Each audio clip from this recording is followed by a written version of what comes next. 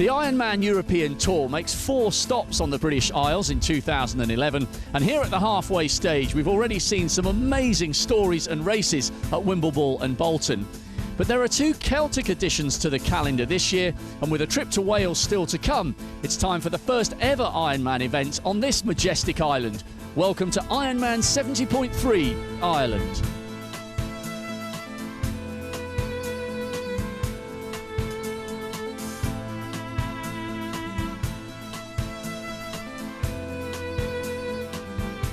Salt Hill is the departure point for the challenge, and early in the morning the 2,000 competitors arrive and set up for the journey ahead.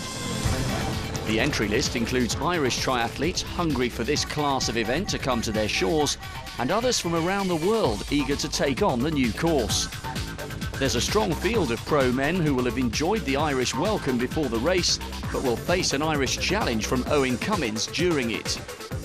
Yeah, it's a brilliant course and it's a great setup here. I don't think Ireland has seen anything like this before, so hopefully it'll be a great day. Only a small fraction are pros, and amongst the age groupers who'll be facing down the waves of Galway Bay on a breezy swim is actor and Boyzone band member Keith Duffy. He's completed marathons in the past, but has had to increase his training efforts for this race, in which he'll be raising funds for Irish Autism Action, a very personal challenge for him with his daughter affected by the condition. I've done a couple of triathlons, but to do it at this extreme, this level, I'm not used to that at all. The triathlons that I took part in this year, the weather was worse than this and the sea was worse than this, so I'm used to that kind of weather. I've never done it in nice weather. And this one unfortunately wouldn't be any different.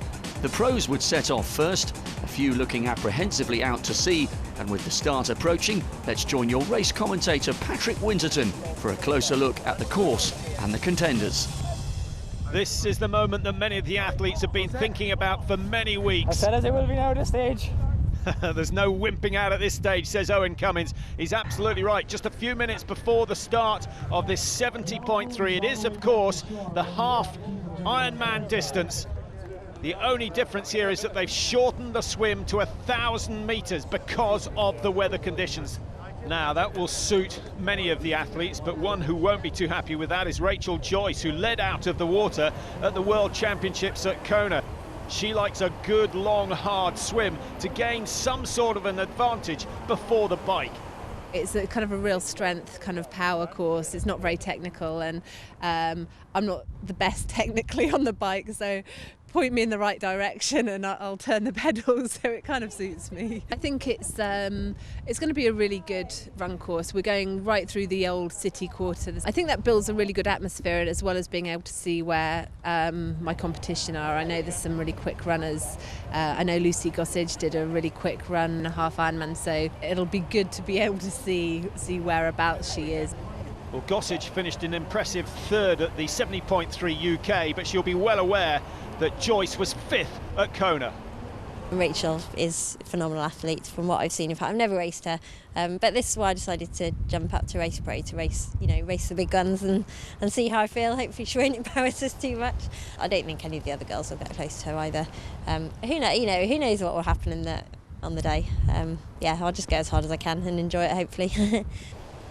All the pros now lined up on Ladies Beach, ready to head out into Galway Bay and then head across to Palmer's Rock Slipway, where they'll be getting out of the water ready for T1. Mike Agros is one of the favourites. There he is from Switzerland. 30 different nationalities represented, and what a wonderful crowd have turned out, creating a superb atmosphere. And it's a blistering start. Agros is in there. Cummins of Ireland certainly looking for a good start. And on the far side, that looks like Sean Donnelly. He sounds as though he comes from Ireland, but actually he's German and has got a clean start. He should be able to stick with the leading group. Now, just remember, all the women in the blue hats, the men are in red. Simko on the near side from Slovakia, certainly the strongest of the Slovakians here today. Difficult swimming conditions. You can see just how the technique has to change. Owen Cummins there nearest the camera at the moment. Almost dolphin-like as he works his way through the little waves, heading out into the bay. So important to get a good start, and Dominic Berger's got one. He's a man who's recently moved up the distance, looking for success now at 70.3. My swim should be perfect, and yesterday I had a look on the bike course. It's also very nice. The landscape is perfect, and yeah, I think it's going to be a very fast course. Yeah, I think there are quite a lot of strong athletes here.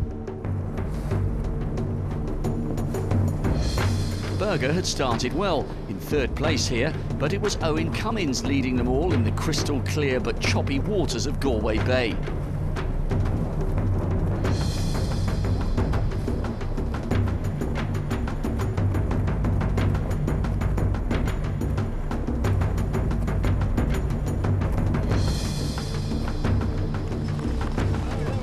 The Irishman was first out, with Berger dropping to fifth. But as the Austrian had said, there were a lot of strong athletes here, and Cummins soon lost his lead to Sean Donnelly.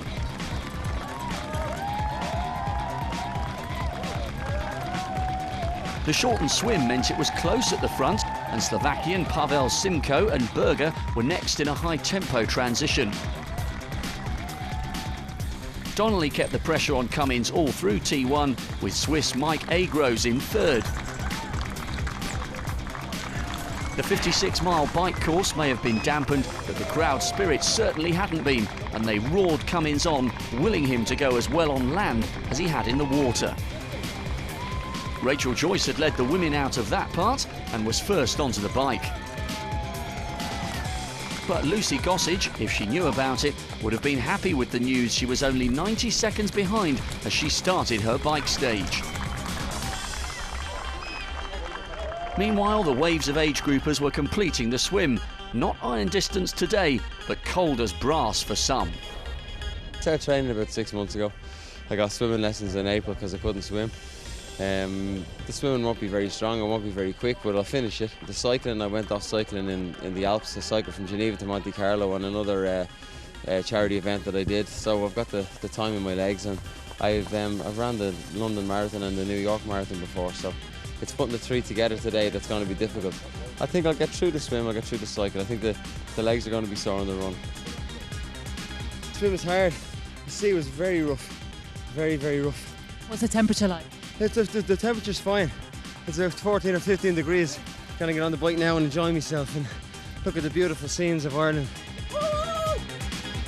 Like everyone else, he was safely away on the bike stage, where those beautiful scenes of Ireland were still beautiful, just wetter than usual. The group at the front of the race was still a closely matched six, with Donnelly in the spotlight, which is where we rejoin the action with Patrick Winterton.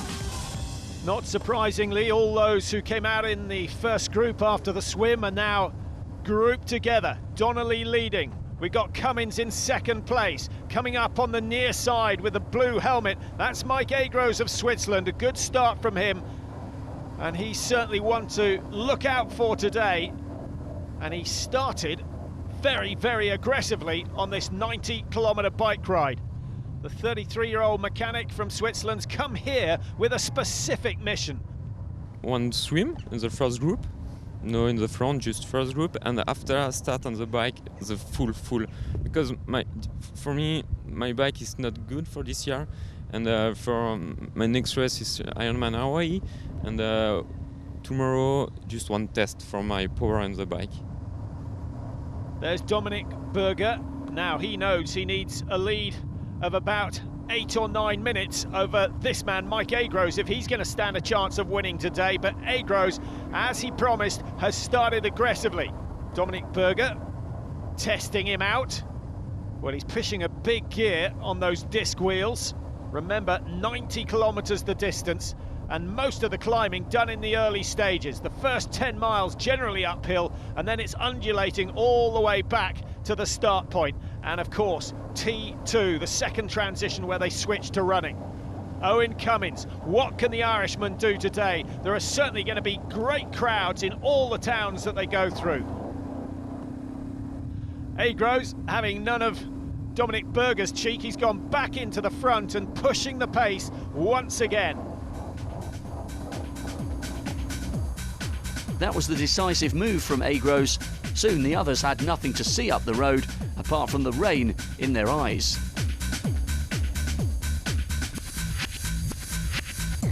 And home favourite Owen Cummins was struggling to get a grip on bottles at the feed stations. But Mike Agrose was all smiles.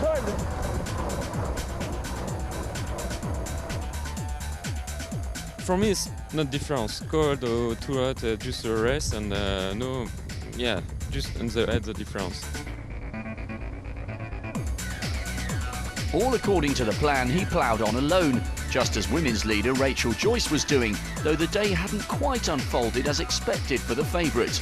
I could tell it was windy as soon as I got up, so I wasn't too surprised when they said for safety reasons they were going to shorten the swim, although I was a bit disappointed about that. I didn't quite get the lead that I would have hoped for, but I also knew it was going to be quite a tough bike. Lucy Gossage had both the rain and reputations against her, but the underdog was up for the fight and holding the 90-second gap to the leader. I mean, I tend to work off the other athletes around me, and I think the first half of the bike there was no one, I didn't see anyone. So I think that was probably quite hard, and I maybe didn't go as hard as I could. There was no one to see, it was a proper time trial.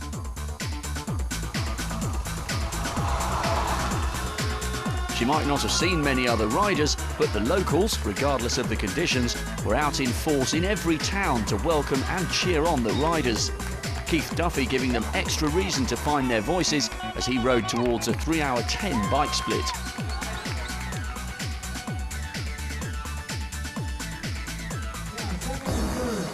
Compatriot Cummins finished the ride in 2 hours 13 in second place, just 3 minutes behind Agrose, who was already on the flat and scenic half-marathon run.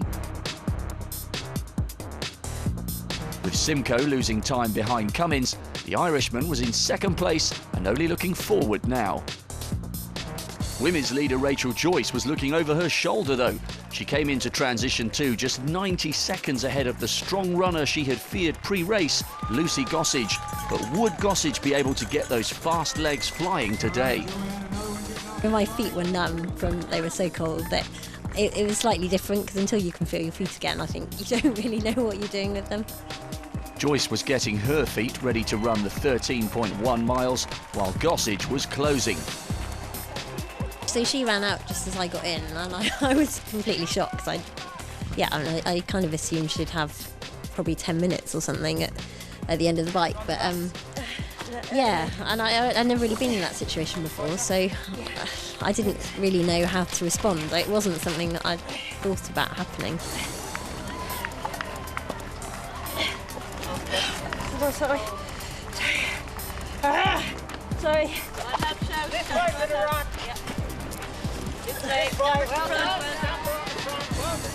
The headwind was so strong you feel like you're crawling. I didn't really know whether to try and go off really quick or just run my own run and see what happens.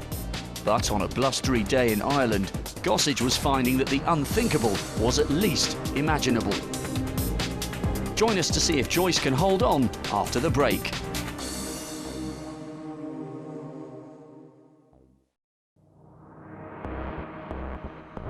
So far, it's been the perfect performance by Mike Agrose in the Ironman 70.3 Ireland. He was 3 minutes quicker than anyone else on the bike, which raises the question of whether he can hang on, but there's no sign of him fading, and those like Cummins who are chasing are starting to show the pain. 3 months without injury running, which is pretty rare for Cummins, but he's got company, and it comes in the form of Simcoe, the Slovakian. 10 seconds slower than Cummins on the bike. He threw away another 30 seconds in the transition, and despite the fact that he's making life hard for himself, he is running very, very well. He's a sub 3-hour marathon runner, and it looks as though he might be able to chase down Mike Agrose should the Swiss athlete have a failure. A long, long way to go, and as this race goes on, it gets tougher and tougher. As you can see from the profile, it's a very flat course. This is all about leg speed and, of course, mental application. They'll get a chance to see exactly where the opposition are, and they'll get a chance to see where the ladies are lying. Joyce still leading, but now only 40 metres in front of Gossage. What a brilliant run from Gossage.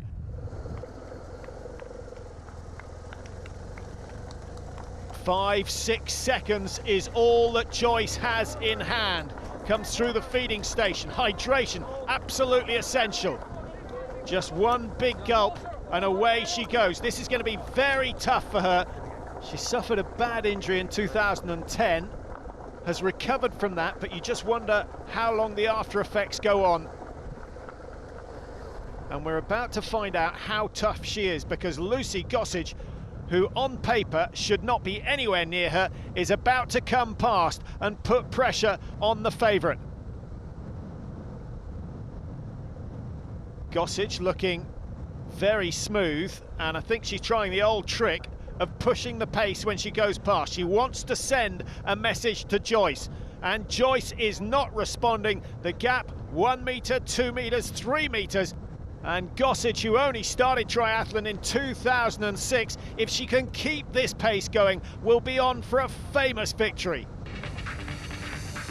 If Lucy Gossage had permitted herself to dream of a moment like this today, she'd been keeping that to herself.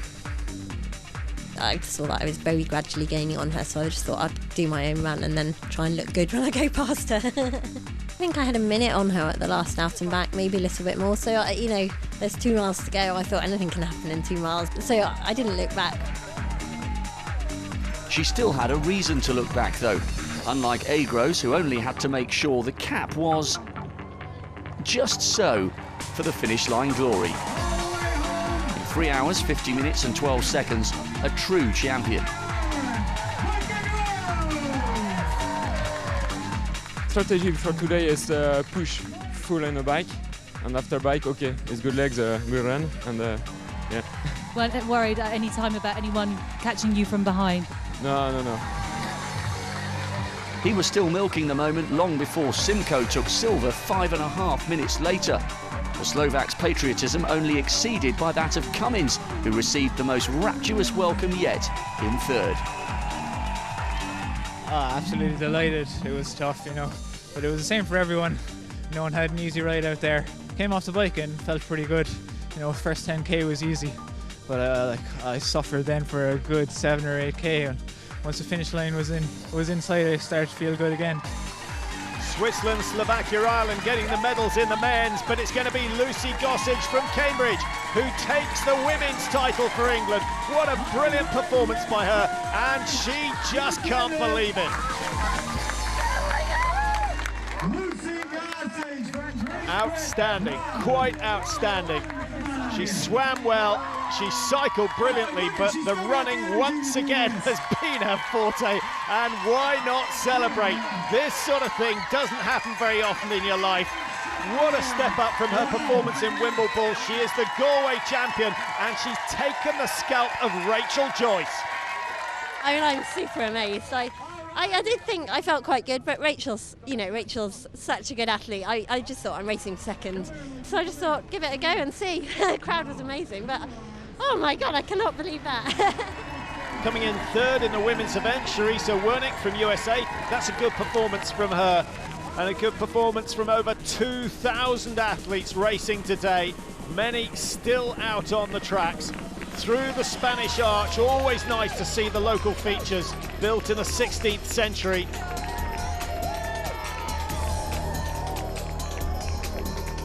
Big applause for Keith Duffy, a Boys Own member, and what a good day's work from him, racing, of course, for Irish Autism Action. So far, so good. So far, so good. It's got great camaraderie. Everybody's so supportive. Support is amazing. Not quite as talkative as he was at the start of the day, but you can understand that through the drink stops. Volunteers doing a great job today, and so is this man, Ernesto Antonio, a man who had a heart replacement 12 years ago, and he races today in memory of his donor. Well, fabulous scenery. It always takes away some of the pain. Duffy, who's used half of his energy, doing the thumbs up on his way round. Yeah. Too long, too long. Can't wait for a pint. Well, whatever it takes to keep you going, and if it's a pint of something Irish, that will go down very nicely. This is where it's all about your mental strength, because some of these runners are in so much pain. Others just joyful that they're within spitting distance of the finish line.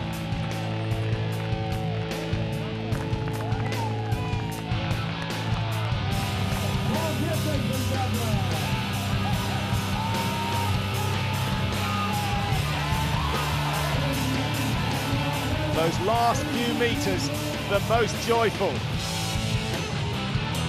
John Fagan coming across the line, 1:25. Good work from him.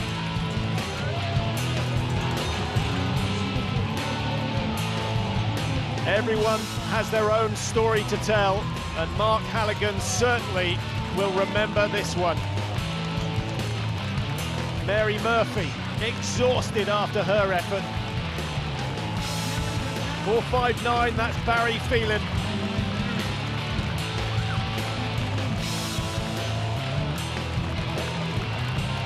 And here comes David Gillespie.